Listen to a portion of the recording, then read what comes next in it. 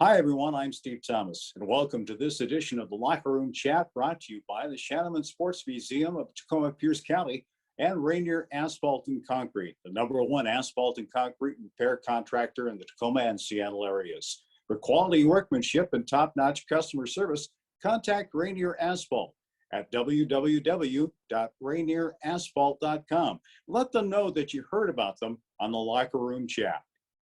Hi, everyone. I'm Steve Thomas, and today on Locker Room Chat from the Vault, we're pleased to share with you an interview conducted by Bob Robertson in 2010 with Dick Hannula, one of the most successful high school coaches in swimming in Washington State history. Hannula's swimming teams at Wilson High School went undefeated in 323 meets, which included winning 24 consecutive state championships, the second longest state championship streak in National Federation of State High School Associations history. Not only did he coach 4 U.S. Olympic team swimmers, but he also coached the Pan American Games team and 5 U.S. international swim teams. And Dick served as a manager for 2 U.S. Olympic teams and 1 Pan American Games team.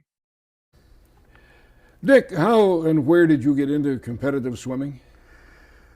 Well, at the time, I was in high school, junior in high school at Weatherwax High in Aberdeen, and I'd been cut for football once, and I'd failed at baseball once, and I was trying to find a spot I could earn a letter, and that was, I actually didn't even know they had a swim team. I was a junior in high school, and some of my friends were turning out for swimming. They said, yeah, you get a letter for swimming. So that's how I ended up there. It was strictly by accident. I wasn't a particularly good swimmer or anything else. I just went out. Did you carry on after high school as a competitive swimmer? Yes. Well, at the junior college, we went to Grace Harbor Junior College. We formed a swim team there and traveled around, and that's where I met the coach from Washington State College at the time, and he asked me if I would come over there and give it a shot and try to swim at Washington State. Up to that time, I never really thought about going to continuing past junior college. I was playing baseball in junior college as well. So anyway, I did carry on that much. How did you do, and in what events did you compete? I would say I was a pretty average swimmer at the best.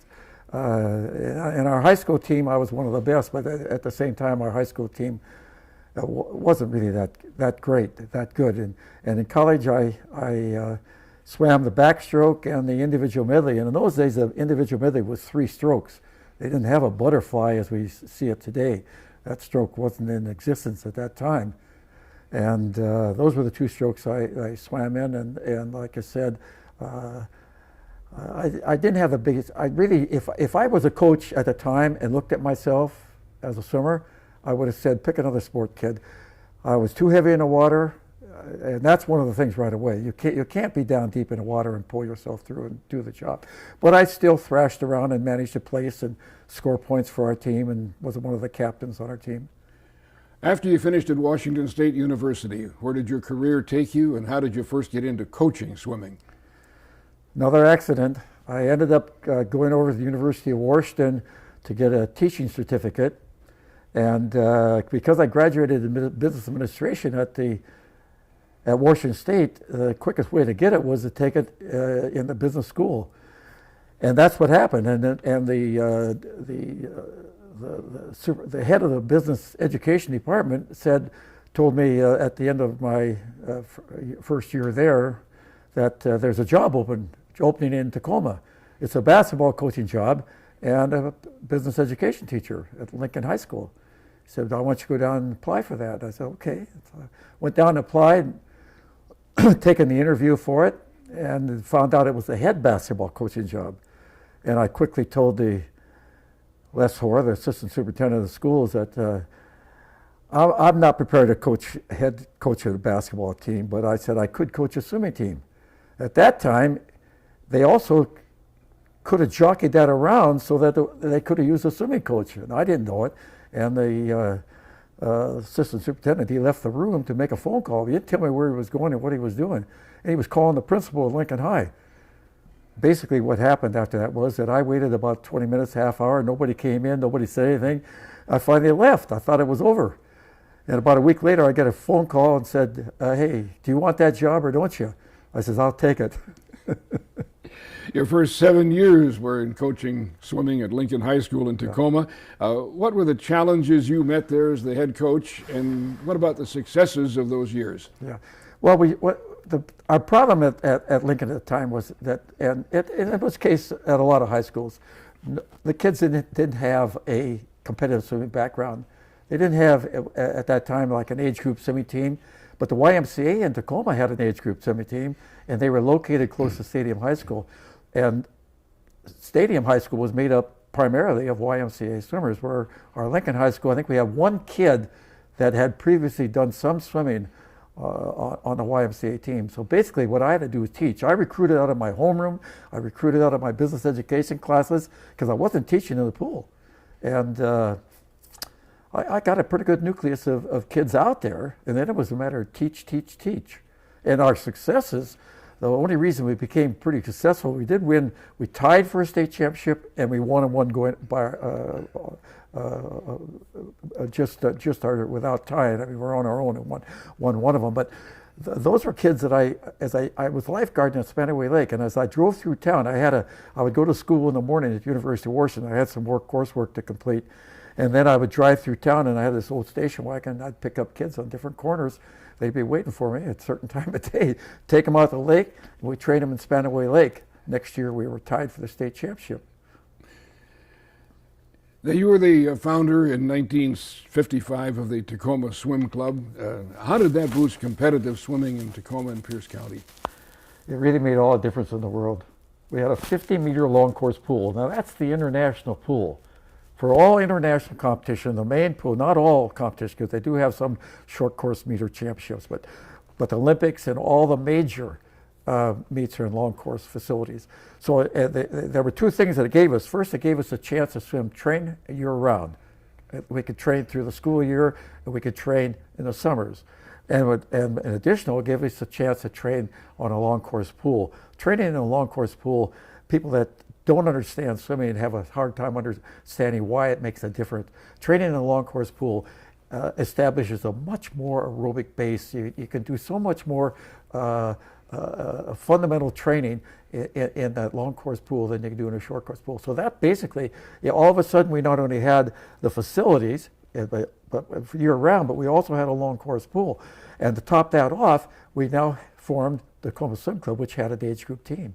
And so what the difference was that all of a sudden I had swimmers that were being trained and being taught by us down in the age group levels that were coming up and coming into high school. So it was ready-made.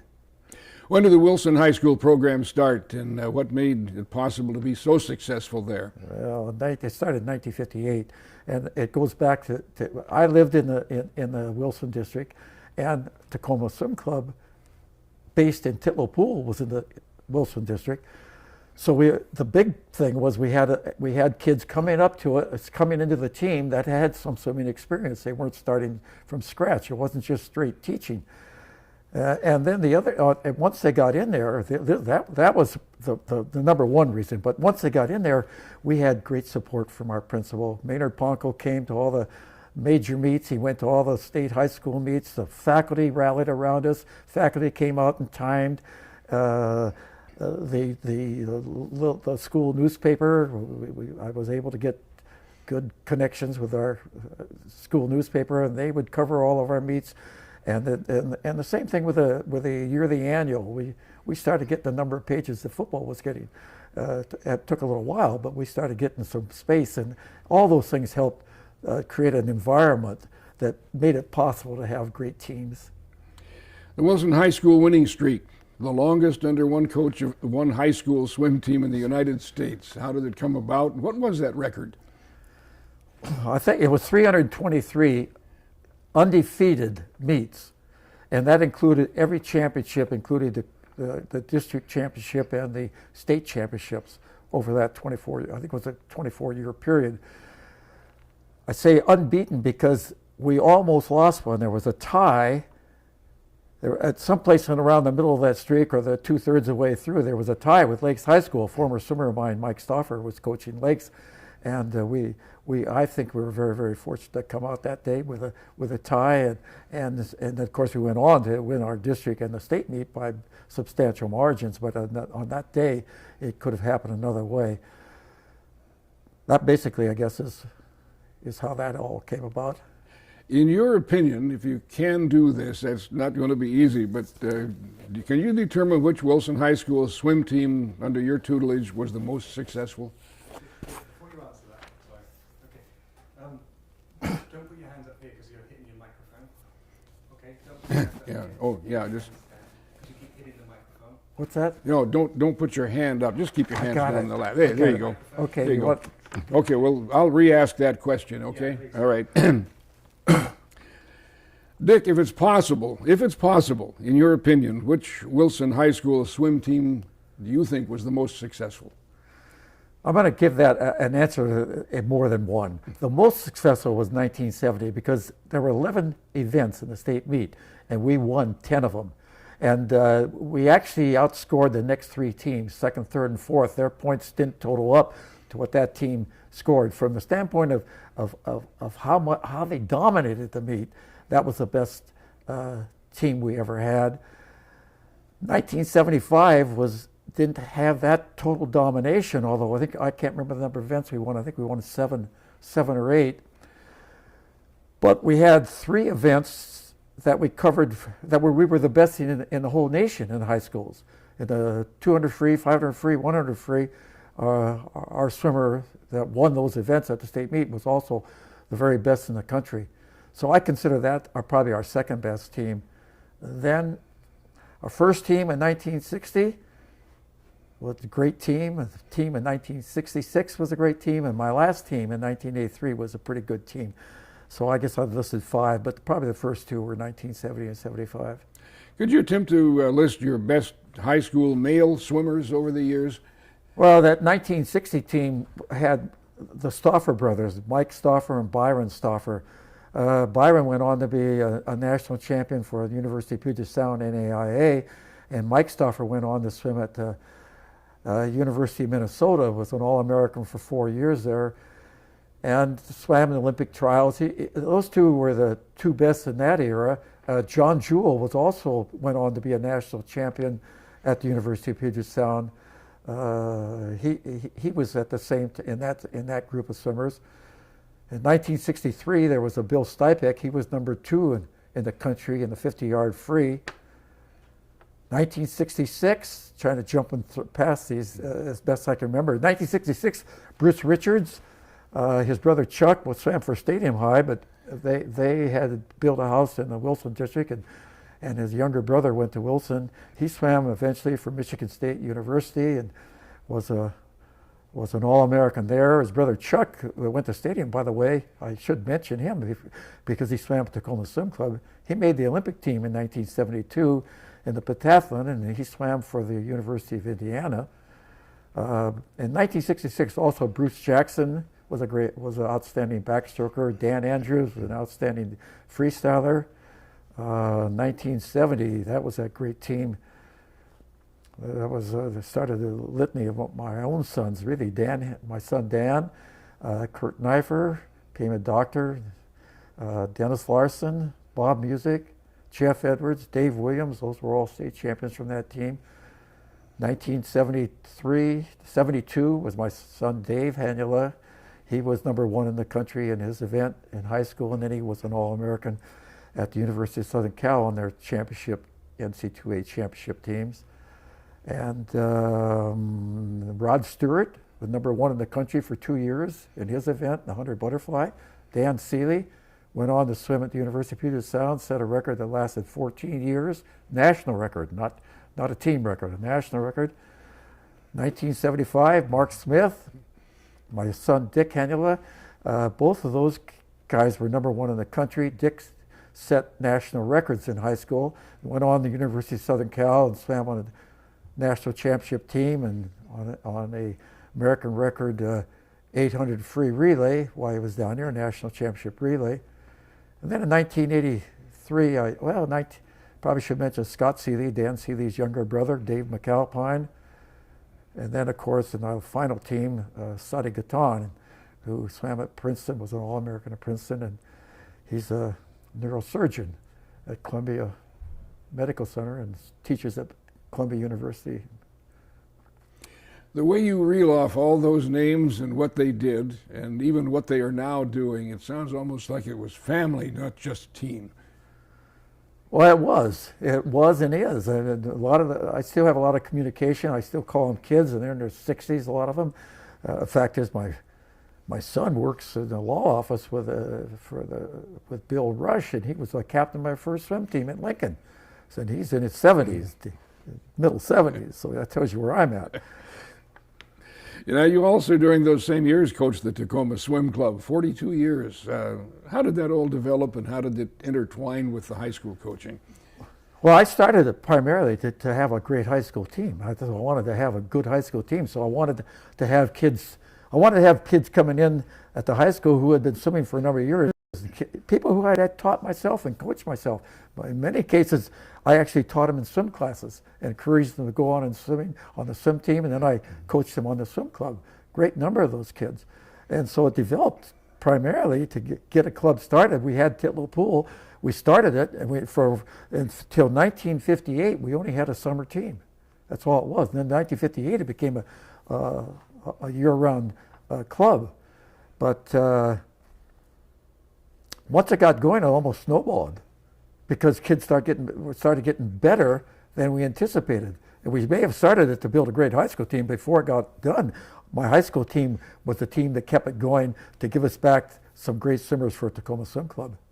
Competitive swimming is not just a jump in the pool. It's a tough training regimen, is it not? And how did you get and find the kids to follow that regimen? From that standpoint, I'm not sure.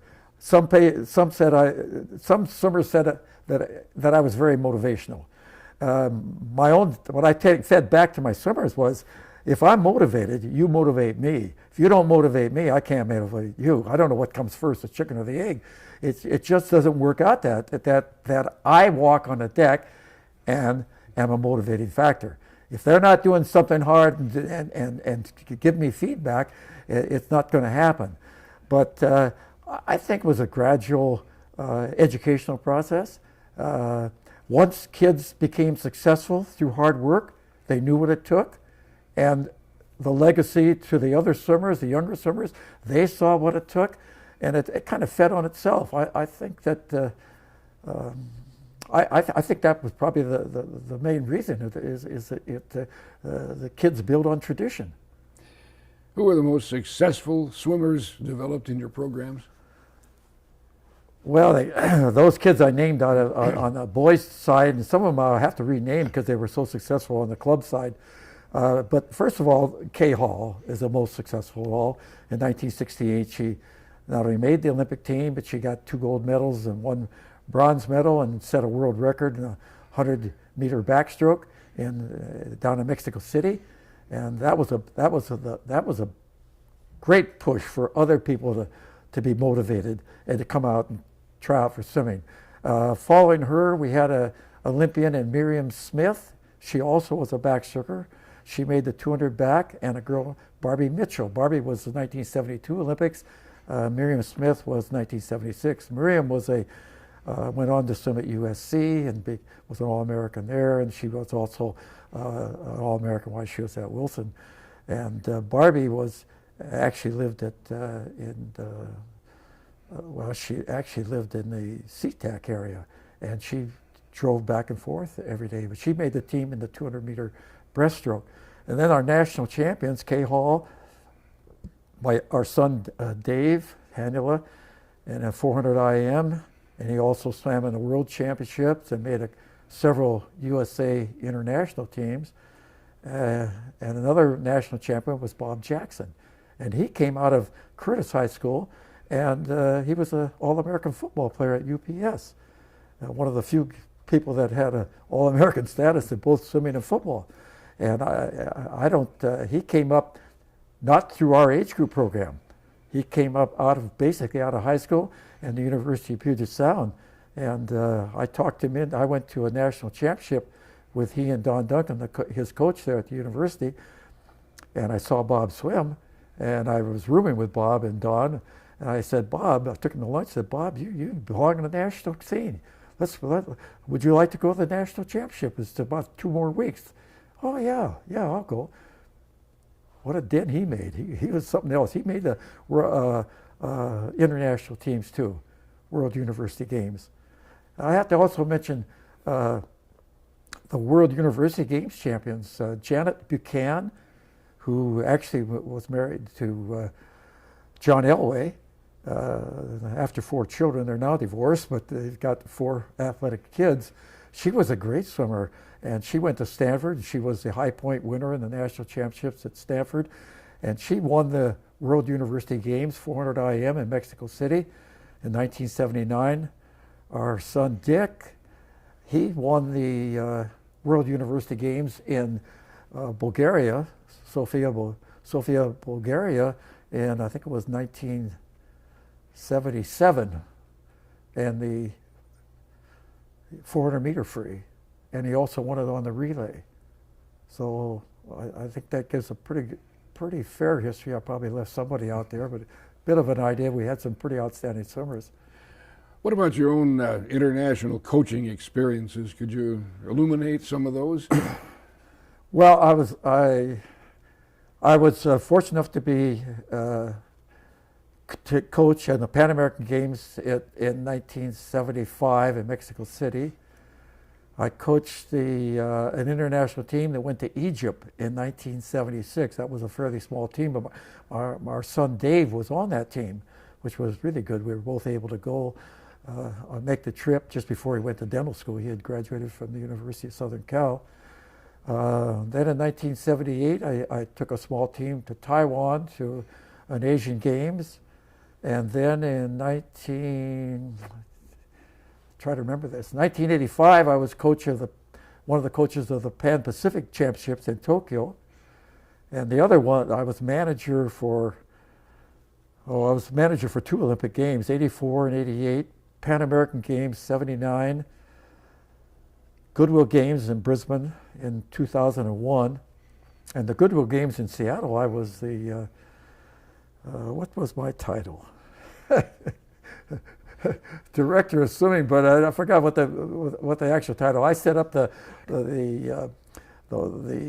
whole program, I guess you'd say, for the swimming competition.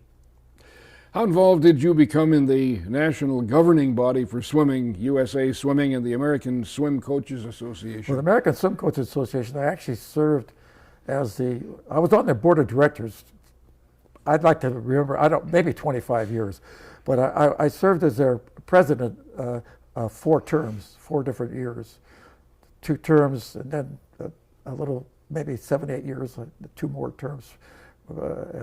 As far as USA Swimming, I was on the Olympic International Operations Committee probably for another 25 years. I can't remember exactly how long.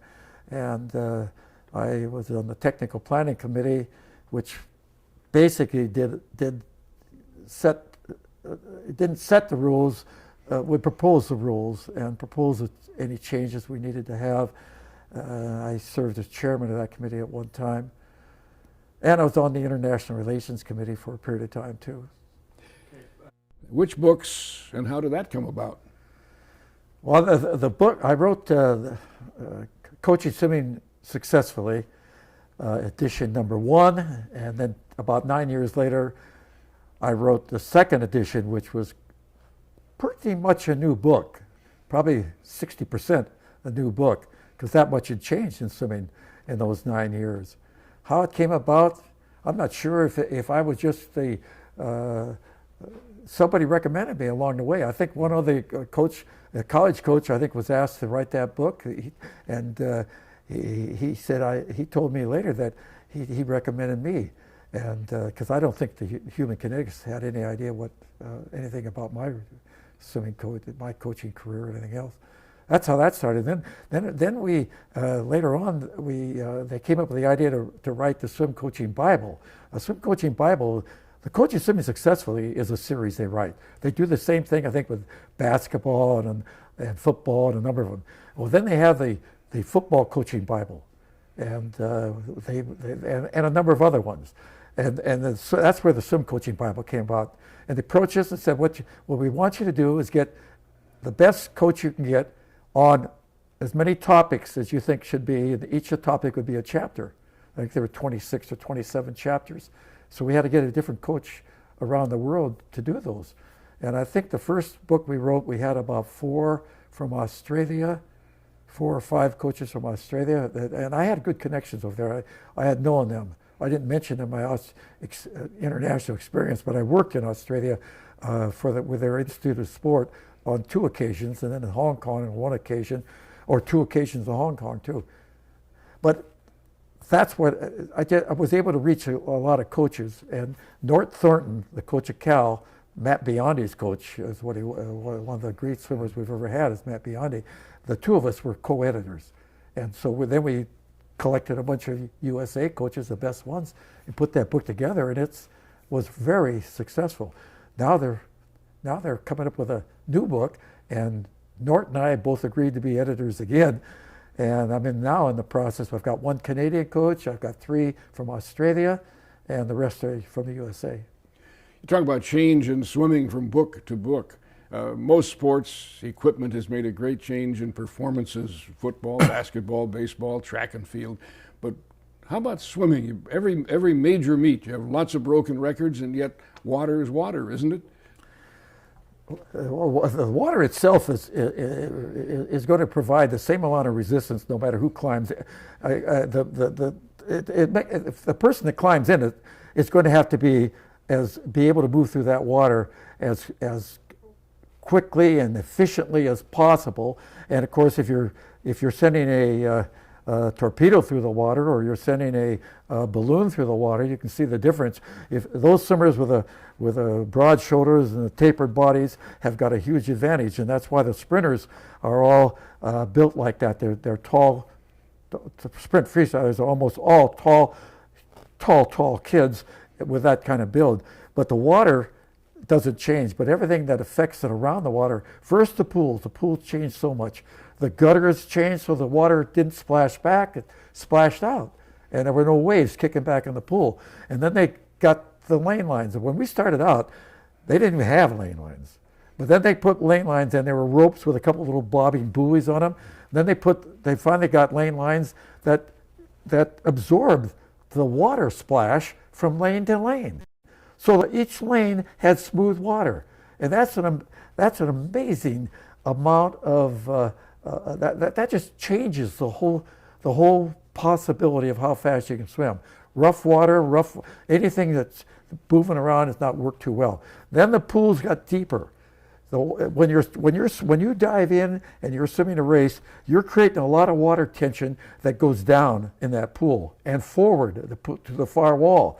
And when you have shallow water, that tension hits the bottom and bounces back up off you. It's like driving your speedboat on the shoreline, and next thing you know, you got water kicking back off the shoreline, and that's what happens. So the fast pools are at least 7 feet deep, better probably around 9, and that's changed. That's happened. Like when I was in high school coaching, we didn't have that King County Aquatic Center. We had the University of Washington. That had a shallow end. It wasn't nearly as fast. The lighting. Used to be you couldn't see the turns necessarily. It was the pool clarity and the lighting. Like they have the U.S. National Championship short course going on at the Aquatic Center right now. And I hadn't been out to Aquatic Center probably only for a period of 5 or 6 months or so. And I walked in there and the lighting's changed. They've added amazing lighting. They told me how many kilowatts, energy efficient lighting, but it just brightens the pool up. It's faster again. They've got a scoreboard at the end of the pool that has, like a football game, you can watch the swim. You can watch the race underwater and on the surface. Well, those things all help motivate the athlete. And now having pools that have got bleachers that are fairly close to water itself, where the enthusiasm of the crowd can hit those swimmers, it's another amazing thing. It's like a football player running into the stadium for 60,000 people up there. It makes a difference. They're psyched. You talk to the ball players, they say the same thing. They just, it does something to them. And when I went to one world championship, short course world championship, they held it at in Indianapolis at the, what's the dome there? It's the, They've changed its name several times. But anyway, the basketball, where they play the championship basketball. Butler, wasn't it? Well, they bring a pool in and put it on the basketball court. You know, they bring these pools in, and that's what they did with Olympic trials last time too. They set the pool up there. Well, it was unbelievably fast because of the excitement that you have. And you never saw that in previous years. Now the bathing suit. Well, they got carried away. The bathing suit always used to be that you had to cut it off at the thigh and at the belly button for male, and female straps could go over the shoulders. Well, they created those bathing suits that were down to the ankles and went down to the wrist and up around the neck. And there were two things that were happening. First of all, it provided some flotation, and secondly, it compressed. It compressed the body, so you had a trimmer, slimmer body. And the other part about the compression is that once you compress those muscles, you don't build the lactate up. In other words, when you sprint, or you're swimming fast, or you're running fast, and you have lactate build up, you cave in. Things slow down. Your body just can't handle it. Well, it gives you about 10 or 20% more time before that lactate really affects your race. So those things they had, and they were breaking every world record. I think they broke something like 200 world records in a little over a year. And I don't think they broke 200 world records in the last 20 years. But they changed it. They changed it, and they made a new rule. And they made a rule now where the bathing suit can't go down below the knees and can't come up over the shoulders and come around the neck. Is that good? No, it's better. But it's not really good because bathing suit companies can still play around with that compression factor by coming down to the knees. So I'm not sure what's going to happen. How long will it take to break those records that were set? It's going to take a little while. But we got a kid right out of Bremerton, Nathan Adrian, who just won the 100 yards and the 50-yard free in this national championship, made the Olympic team this last time, that I think is going to end up being a world record holder. Dick, just one more thing to finish up our brief interview. Could you comment on the Hannula swimming family to conclude our interview? Well, I have to mention that because we were honored by the Tacoma Athletic Commission in the Hall of Fame as a sports family of the year. And I think I'd be remiss if I didn't mention my wife. We've been married, Sylvia and I have been married for 59 years. And she has been an amazing woman in being able to provide great inspiration and motivation for our kids, because she provided what I call unconditional love. She never once made a condition on how fast they swam or what awards they got, and whether her praise was always the same, no matter whether they swam horribly or swam great. And I think that's a huge, huge factor. She stayed very enthusiastic about it. And for our own family, Dan, Dave, and Dick, I've already mentioned, they were all world-ranked swimmers at one time and did very, very well, All-American both in college and in high school. And then our daughter, Deborah, was an outstanding high school swimmer. She never got higher than third at the state meet here, but the two girls in front of her were the national champions, became national champions, so that she had competition that was terrific. But she got fast enough to swim in the national championships in the 1,500 meters, but she didn't swim beyond high school. She ended up just focusing on her studies and going on to a law degree when she got in college. Dick Hannula, thank you very much. Thank you, Bob.